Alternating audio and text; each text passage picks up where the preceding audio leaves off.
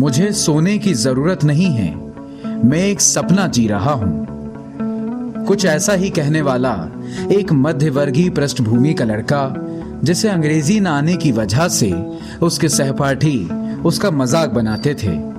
कैसे वह भारतीय बाजार में एक नए विचार को लागू करने में सफल हुआ, जिसने भारत में पेटीएम की कहानी लिखी।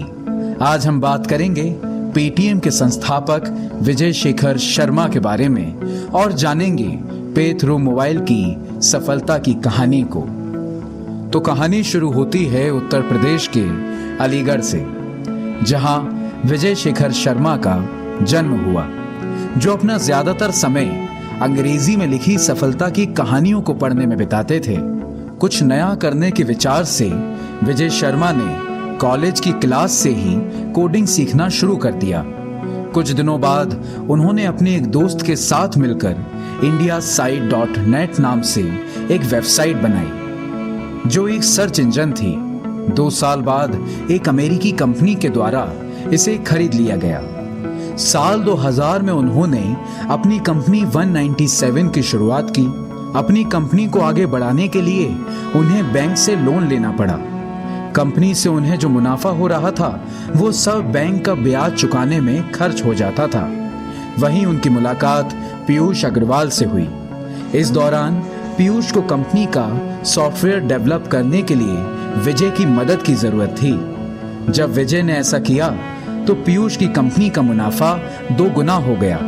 विजय के काम से प्रभावित होकर मिस्टर अग्रवाल ने अपनी कंपनी के सीईओ का पद विजय को सौंप दिया। विजय शर्मा ने पीयूष अग्रवाल का ऑफर स्वीकार कर लिया, लेकिन एक शर्त के साथ कि वो आधा दिन पीयूष की कंपनी संभालने में देंगे और बाकी का आधा समय खुद की कंपनी को संभालेंगे। आपको बता दें कि साल 2010 को paytm.com लॉन्च किया गया था। कुछ ही दिनों में 197 कंपनी ने मोबाइल ऐप पेटीएम को भी सार्वजनिक रूप से लॉन्च कर दिया। लेकिन शुरुआती दौर में इस एप्लीकेशन को मोबाइल और डीटीएच रिचार्ज के लिए शुरू किया गया था।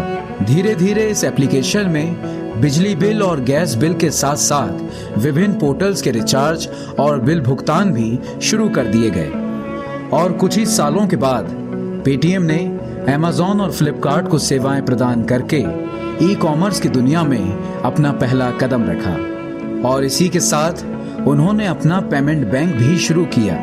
वर्तमान में भारत को डिजिटल बनाने की दिशा में छोटी सी सड़क की दुकान से लेकर एक बड़े शॉपिंग मॉल तक हर जगह स्वीकार किए जाने के बाद आज पेटीएम हर किसी की जरूरत बन चुका है। तो आज आपने सुनी पेटीएम की सफलता की शानदार कहानी। ऐसी ही और कहानियों को जानने के लिए जेएमसी स्टडी हब को सब्सक्राइब करें। अगले संडे फिर मिलेंगे किसी नई स्टार्टअप स्टोरी के साथ। तब तक के लिए खुश रहें, स्वस्थ रहें, अपना ध्यान रखें। मिलते हैं अगले संडे जेएमसी स्टार्टअप जंक्शन में। JMC startup junction, 1 in a million।